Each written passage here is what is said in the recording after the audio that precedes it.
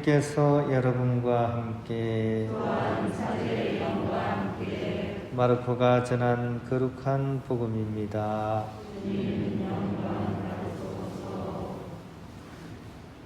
그때 예수님께서 제자들과 함께 호숫가로 물러가셨다. 그러자 갈릴리아에서 큰 무리가 따라왔다. 또 유다와 예루살렘, 이두메아와 요르단 건너편, 그리고 티로와 시돈 근처에서도 그분께서 하시는 일을 전해 듣고 큰 무리가 그분께 몰려왔다.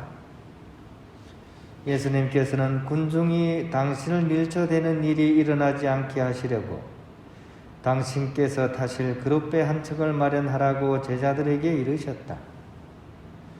그분께서 많은 사람의 병을 고쳐주셨으므로 병고에 시달리는 이들은 누구나 그분에게 손을 대려고 밀려들었기 때문이다.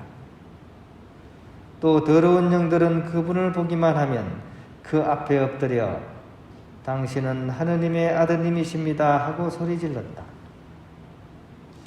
그러나 예수님께서는 그들에게 당신을 사람들에게 알리지 말라고 엄하게 이르곤 하셨다.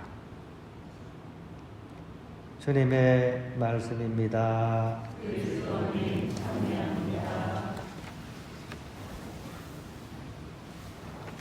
가을입니다. 한때 이렇게 인간관계 프로그램이라고 해서 이렇게 심리학 공부하고 이런 분들이 많이 하던 그런 프로그램들이 있었습니다. 그 중에 한 가지 우리가 한 번쯤은 다 해본 게 있죠. 눈을 감고 서서 뒤로 넘어지기입니다. 그러면 뒤에 누군가가 있어가지고 탁 받쳐주는 거거든요. 해본 적 있으시죠? 눈을 탁 감고 뒤에 누가 나를 받쳐줄 거라고 생각하고 눈을 감고 뒤로 싹 넘어가는 거예요. 상대방을 믿어야 되죠. 안 믿으면 어떻게 돼요? 넘어갈 수가 없겠죠. 그래서 이 프로그램을 하는 사람이 타인에 대한 신뢰심이 어느 정도인지를 이렇게 살펴보는 거죠. 근데 사실은 어떻습니까? 다칠 위험성도 좀 있잖아요. 그래서 현실적으로 보면 어떤 게 이득인 것 같아요.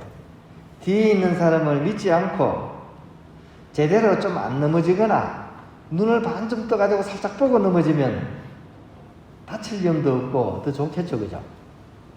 그렇지 않습니까?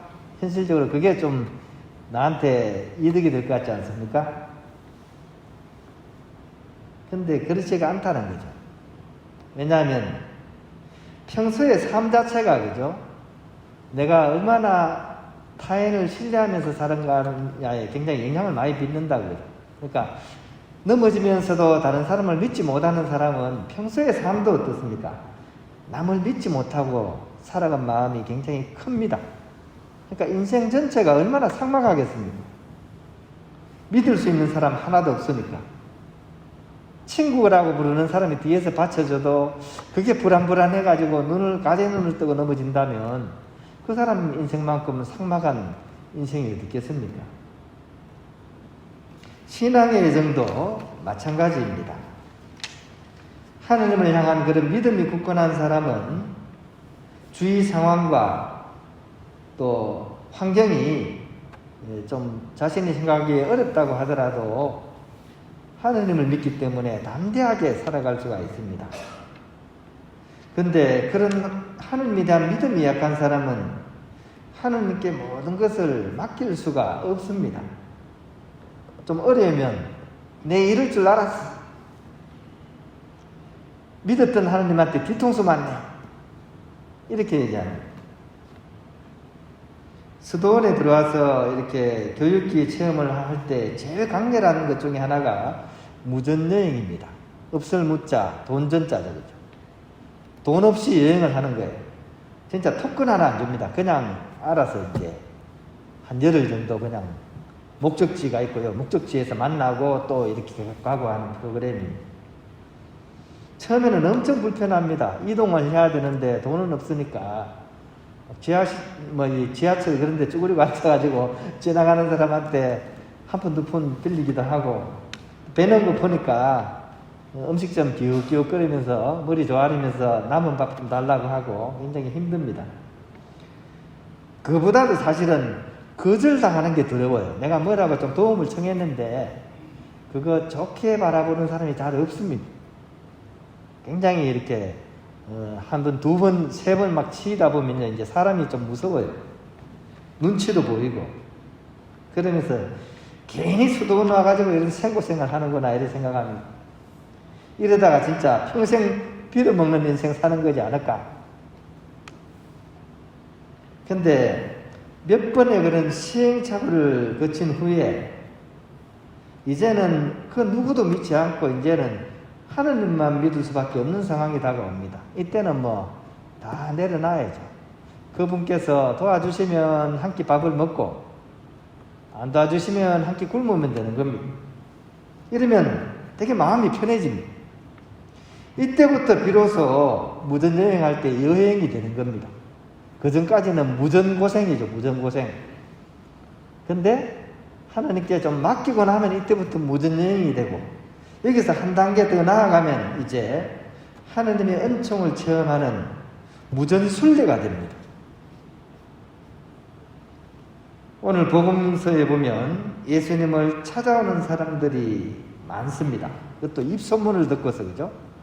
막 누가 아팠는데 멀쩡하게 나았다더라.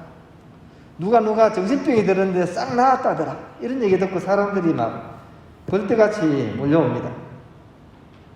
근데 사실은 안타까운 사람들이 더 많았다고 할 수가 있어요.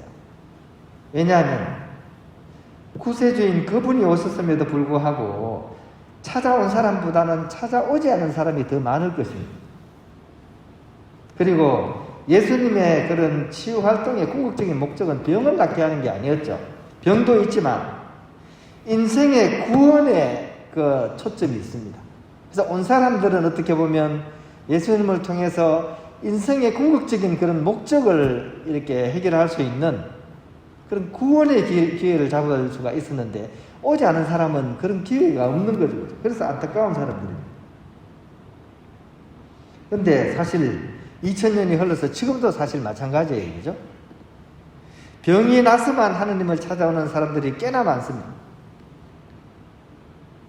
하지만 평소에 늘 찾아오는 사람만이 자신에게 주어진 하루하루 그 인생을 충만하게 살아간다는 사실을 우리가 꼭 기억해야겠습니다. 그런 사람만이 하나님 나라의 시련이 내 일상 중에서 벌어지는 것을 이렇게 체험하고 느낄 수가 있습니다. 그게 더 중요한 겁니다. 내가 조금 어려움이 있는 게 해결되고 이게 중요한 게 아니라 나에게 주어진 일상 자체가 늘 은총의 순간인데도 불구하고 우리가 그것을 못 누리기 때문에 그게 더 이렇게 슬픈 것이라는 것이죠. 그래서 우리 인생이 사실은 순례가 될 수 있어야 돼요.